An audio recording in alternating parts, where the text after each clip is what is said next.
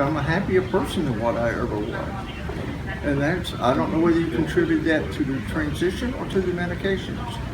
So I'm happy where I'm at.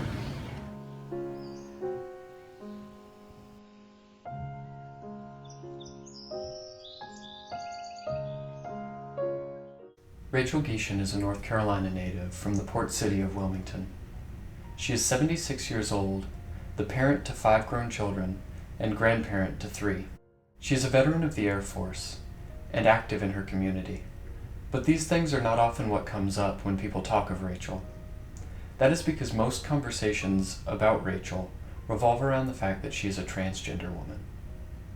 To say that Rachael is transgender means that when she was born, she was physically male, but that due to a number of factors involving hormones and structures in the brain, she never felt comfortable identifying as a man. This discomfort is referred to by psychologists as gender dysphoria, and it is often marked by deep depression, among other issues. Rachael spent most of her life as a man, hiding what she felt and longed for, marrying, having children, and doing other things that were typical for men at the time. But now, having undergone surgery and gaining legal status as a woman, Rachael is happier, and she is fighting to save others from the discomfort which she once felt. This is her story.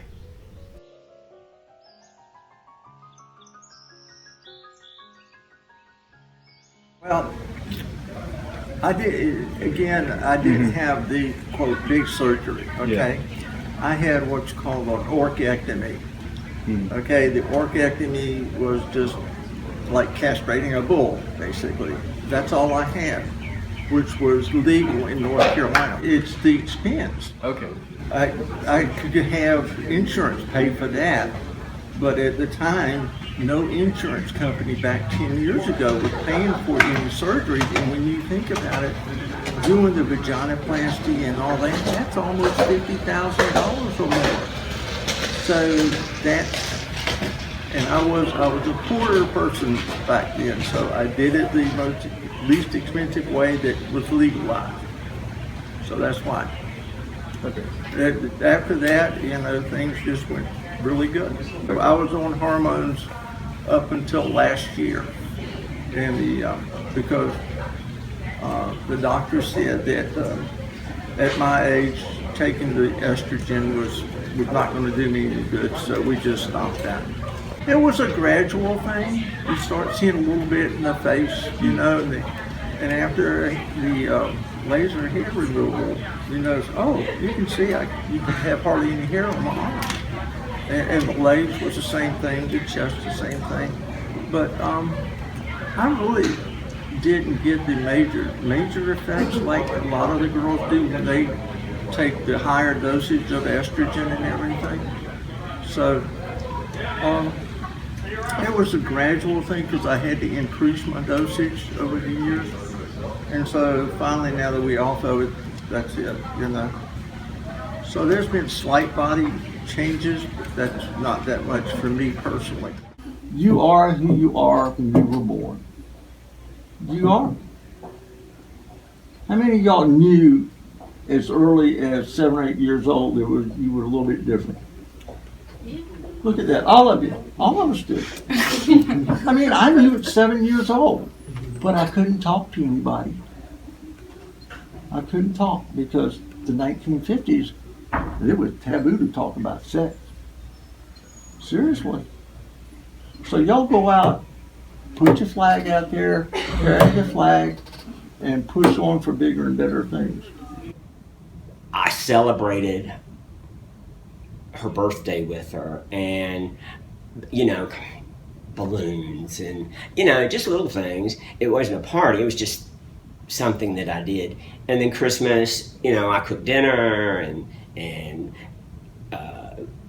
I gave her some gifts, and that really affected her because apparently she had never ever had that.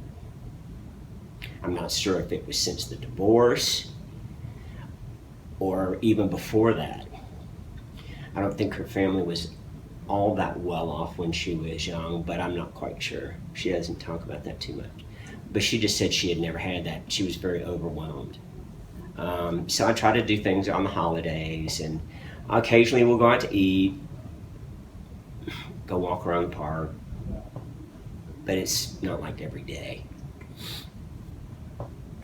I'm pretty accepting of anybody, and I try to look past, a lot of the things that other people might criticize or ridicule, because I would want that for myself, being gay and being open about it. I grew up in a relatively small city, Hickory, North Carolina. But interestingly enough, they had 2 gay bars. Population back then was like 60, 70,000. So that's kind of pretty good, So I had others. I was out. I was socializing with people like me, or people who, were totally accepting of me. But I think the biggest thing was my family. I think you create a scenario in your head before you kind of like come out to your family. And back then, it was always worst case scenario. They were going to hate you. They were going to kick you out. Nobody was going to love you anymore. It didn't happen that way, fortunately for me. But it didn't take me long to come out to my family. And so, it's just like my mom and my dad said, just be the best person you can be. And that's cool. We love you regardless. I've got an air of confidence about me, and I just ignore you.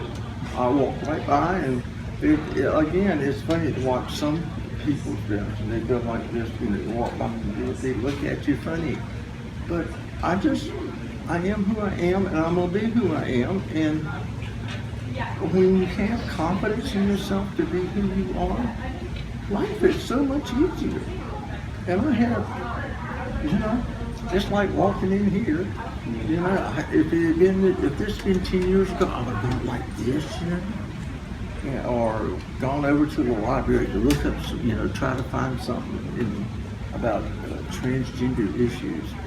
I would have just kind of, don't look at me, But no, you find confidence in yourself, and that makes a big difference in what you do. I would like to say thank you for paving the way for our generation and being brave enough to, encounter new things. Well, thank you for that, because, there were those that came before us, and they made little bitty steps, and then the torch has been passed down, and now we're passing the torch to y'all to go out there and say, hey, look. Just conversations. I have no trouble asking her difficult questions. Because I want to know. Before I met her, I'd never had a transgender friend or acquaintance. So I'll automatically put my mind in an acceptive frame of mind. I'm going to accept you for who you are, but I want to get to know you too. I'll accept your appearance, and your actions, but I do want to get to know you. So I ask her a lot of questions. Yeah, and she's very open about it. Yeah. And, people are people. It's just good to have some sort of companionship when you reach the half-century mark and progress into the latter part of your life, and as you get older also, you tend not to have as many friends. You're not going out with the group. You're not maybe going to the bar or, going out to have a drink every weekend. The things that you do change. You do tend to get a little more isolated. I think politics has a long way to go, and the HB2 thing was just stupid here in North Carolina. It made no sense. There was no use for it because it wasn't a problem before. What's the issue here? Why are you really doing this? And as much as I love the state, they got a long way to go. Even with this large community, gay and lesbian community that they have in this state. They still have a long way to go.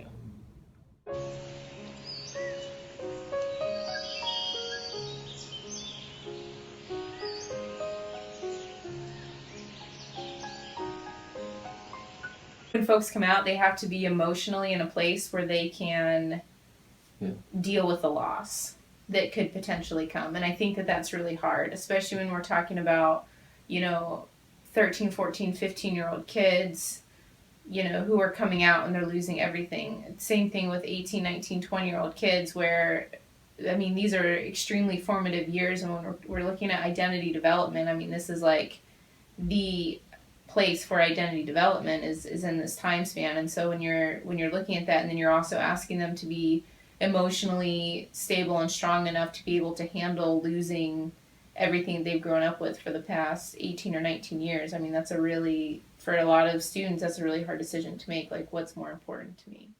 So I'm Brooke Lambert. I'm the LGBTQA office coordinator at UNC Wilmington. I've been here about almost a year. It'll be a year this summer. Previously, I was the LGBT coordinator at Utah State University and did that for about 4 years. And previous to that, I was actually a high school teacher. So my education is in education and teaching.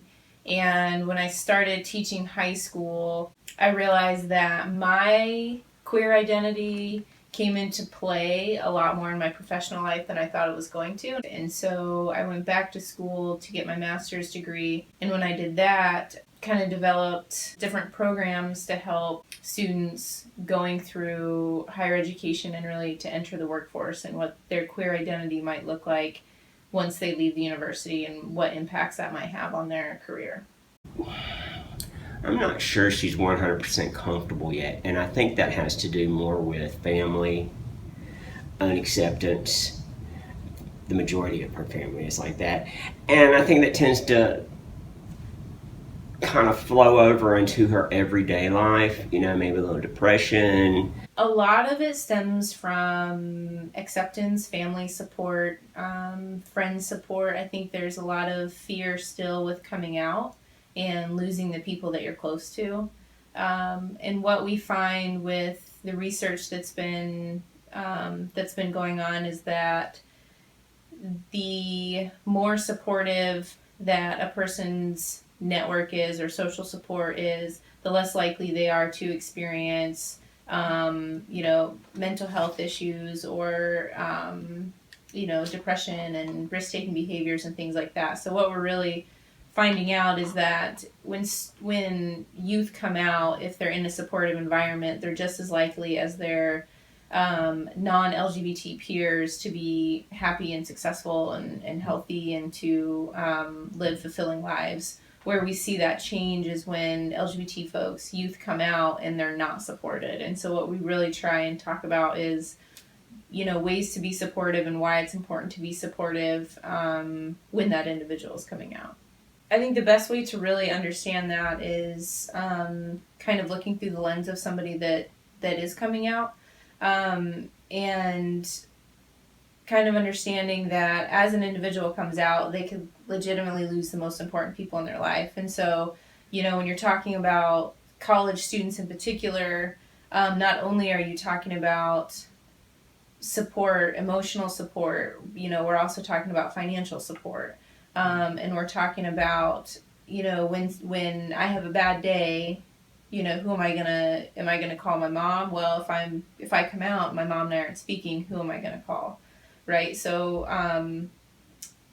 when folks come out and there isn't support there, then it's this idea of, well, should I have just stayed in the closet? Should I have not have said anything? Like what's worse? Is it worse for me to lose all the people I care about? Or is it worse for me to feel like I'm living a lie and I'm not being true to myself? Maybe not so much gay life, because she doesn't identify herself as gay. Well, I take that back. Because she said if she was in a stage of life where she would be sexually active, it would be with another woman. So I guess that makes her a lesbian. But when she describes that, it's from a man's point of view. I don't think she's got this completely switched over because she's still dad to the kids. And you know, some people don't know what to call her. Miss, Mr., you know what. The LGBT community is marginalized as a whole, and then within the LGBT community, there's certainly even more marginalized groups, just like you kind of come across with any group.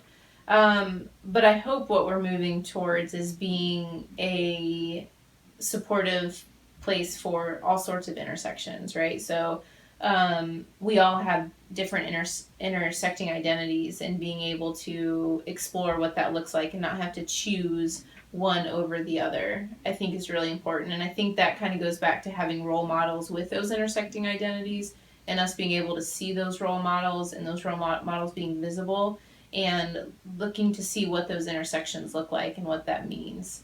We really should be kind of proactive in education and talking about these things at a younger age. Luckily, I think we are doing a better job with that in some areas, but I think that we can do a much better job when we're talking about education, not only educating parents, but also educating youth too. Well, I think it depends on the area of the country you live in. Okay, usually the larger the city, the more open-minded and accepting of differences are, because you're exposed to that sort of thing every day. I still think maybe, you know, middle America and maybe some, you know, country towns and things like that, just because there's no exposure. Yeah. And they already have an image in their head, or you know, a thought pattern, whatever, about things, whether that be religious or personal. And I'm sure religion plays a big part in it.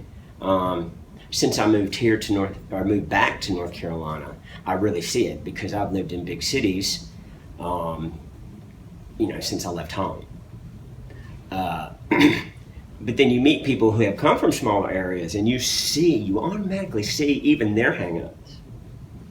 You know what I mean? But I think we've come a long, long way. A long way. And I'm very happy about it. I also know that we have a long way to go. Especially, like I said, in some of the rural or smaller towns in America. And even in the big cities, there's still discrimination. But, you know, we've come a long way in that arena. You know, even with the law. You know? And I think the exposure has done a lot. Kids are able to, you know, be themselves instead of hide. And, you know, the mental issues that can cause. So when you talk about kind of not being able to find any information, I think kind of what that reminds me of is people having to come out kind of in a couple of different steps. And so a lot of the students that I talk to have come out a couple of different times with different identities. And a lot of the reasoning behind that is because as they're kind of exploring what their sexual identity might be, or their gender identity might be, especially younger, you know, if we're talking 13, 14-year-old kids, they might literally not have the vocabulary to be able to explain what they're feeling. And so sometimes students will initially come out as gay or lesbian or bisexual because that's the verbiage that they have. And so because up until recently we haven't really been putting a lot of effort into educating folks, people are legitimately having to come out several times. And so, you know, one story that I think of is a past student who came out as, you know, as lesbian in high school, and then, but always knew that label didn't really fit, that it wasn't, you know, they're like, I mean, I guess that's, like, I do like women, so, like, I guess that's me, but it just doesn't feel right, it doesn't fit. And it wasn't until college that they were able to kind of explore, like, their gender identity, and it was like, okay, it's not that I'm a lesbian, it's like I'm trans, and I'm a trans man, and so I'm actually straight. And so then it kind of goes into this whole other, but it was this process of coming out that, you know, was, I initially came out as a lesbian, and now I'm going to have to re-come out again and say, you know, that's not actually me, that's not actually how I identify, but this is how I identify. And so I think the more we educate folks, the more we understand about not only our own identities, but other people's identities.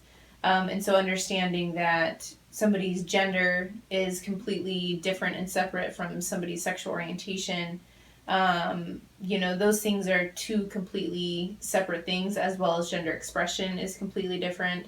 And the three of those don't necessarily correlate with each other. Having a supportive support network is going to be the biggest thing.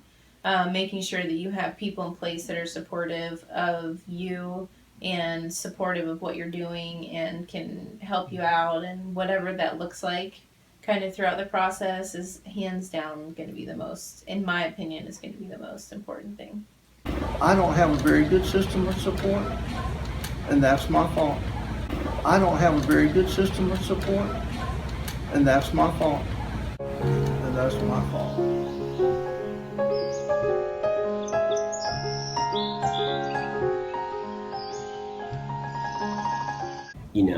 With homosexuals or lesbians or whatever that had to go through bad family situations, bad social situations, it really does affect a person. When I got into high school, I was never teased or anything, but people knew. I mean, I wasn't out per se, but I didn't hide my personality. I was just going to be me regardless. Okay. And there's a lot of people that can't do that.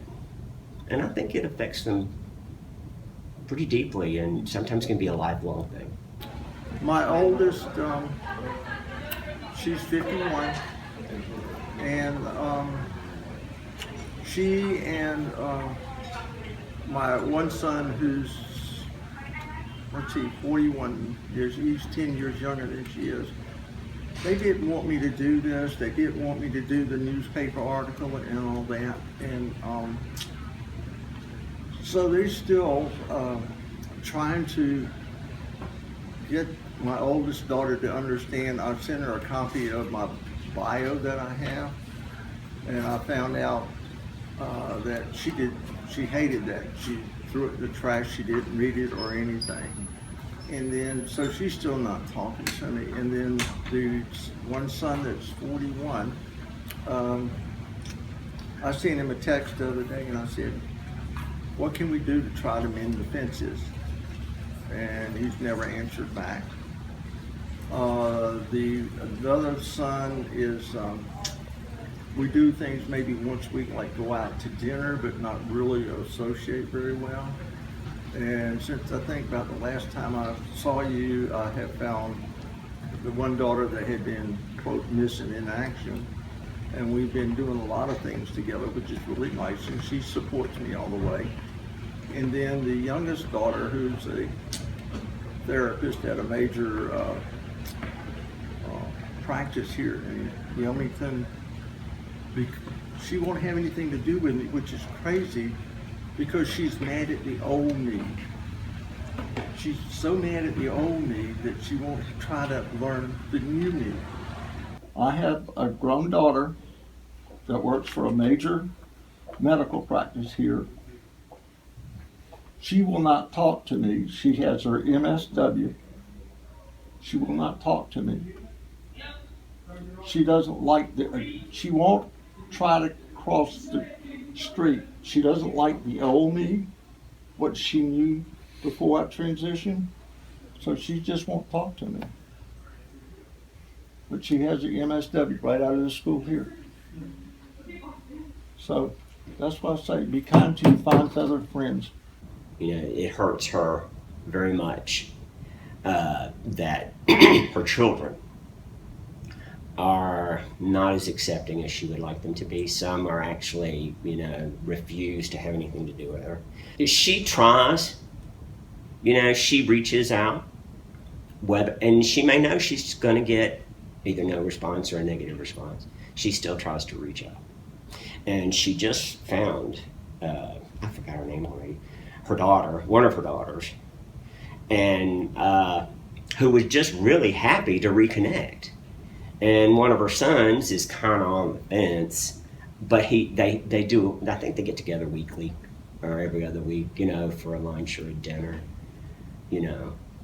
And I'm not privy to what they talk about, but you know, I think they're both coming along pretty good, and the others just don't want to have anything to do with her at all. And I know that. I mean, it would affect any parent, but I know she was pretty miserable in her marriage, you know, and I think that has really affected things. And the mother tends to be an instigator, you know, and influencing the children and just her attitude in general.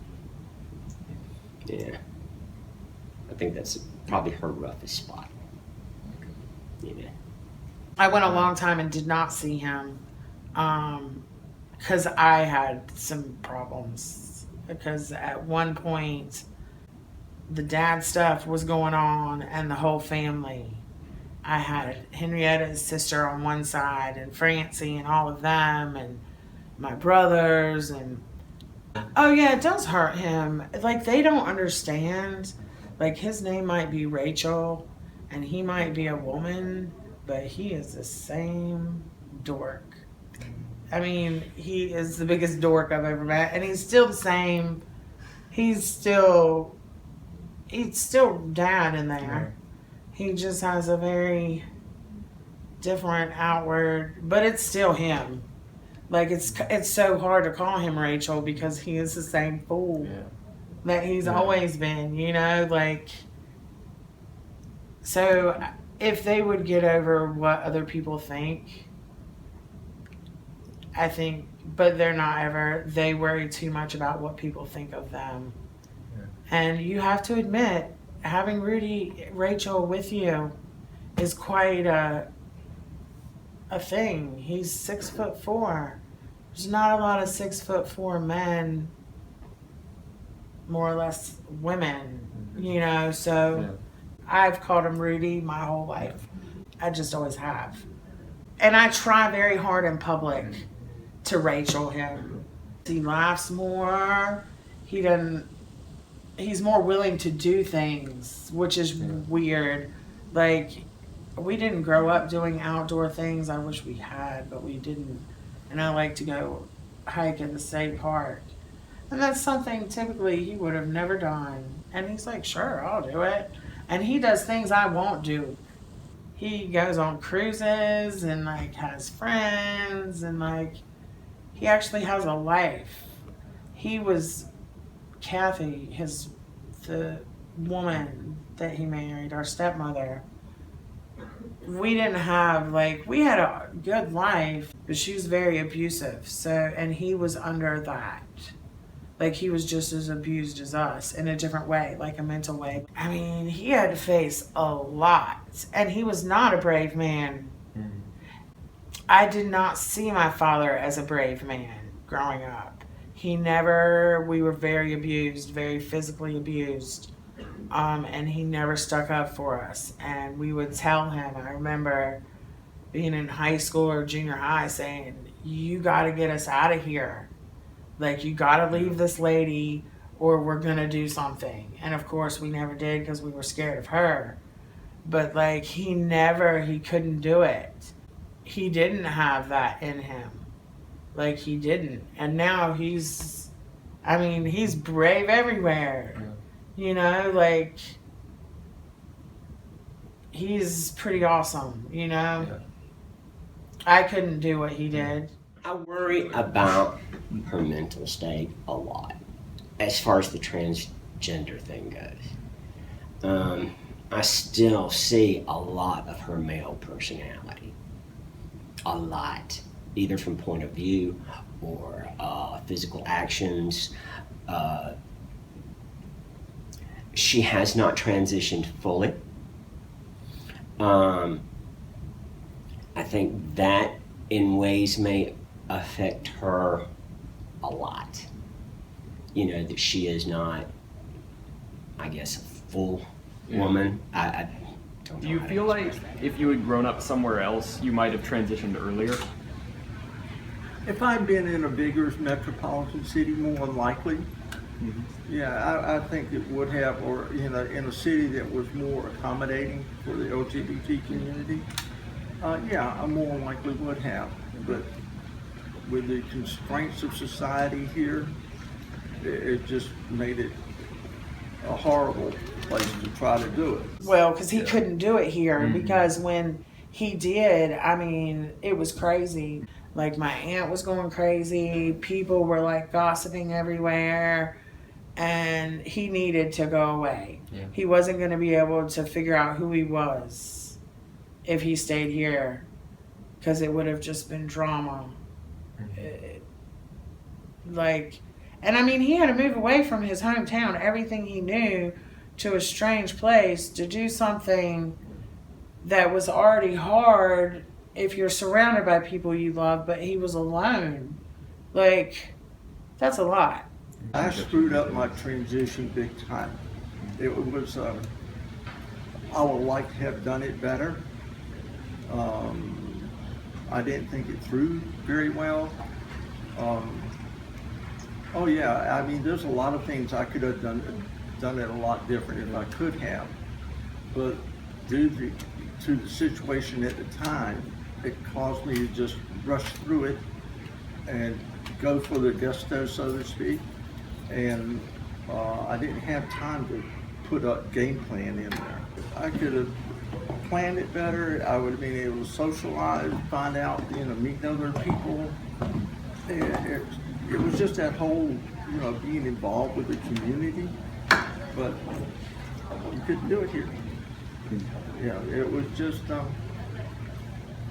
like I told you last time, the LGBT community, it's good with the newcomers that have come in, but with the old city folks, they're finding it really hard to even give an inch. Yeah. So going someplace else was more tolerant. It would have been a lot easier, and so that's the best way to describe it. It's just if you're in a city that's more tolerant of of you and your friends, hell, it's going to be a lot easier. But when you're here, you got to feel like you got to look around, look over your shoulder wherever you go. Now I don't worry about it anymore. It was like you've been sick for months and months and months, and you go out, I can do it now. I can be me. There's an old song there's a lot of songs that come to mind from my period in life. I Gotta Be Me. There's one, and that's what happened. I gotta be me, and I'm gonna be me, and I don't care what you think. And I couldn't have done that 20 years ago. I didn't have the confidence in myself to do it, but each day I got more confident in what I was doing. And so I said, damn the torpedoes and full speed ahead, That's an old saying from World War II. It's about some admiral. But that's the way I approached it. I want to be me. I can't help if you don't like who I am, but sorry about that. You're who you are, I am who I am. And I can't do anything about who you are.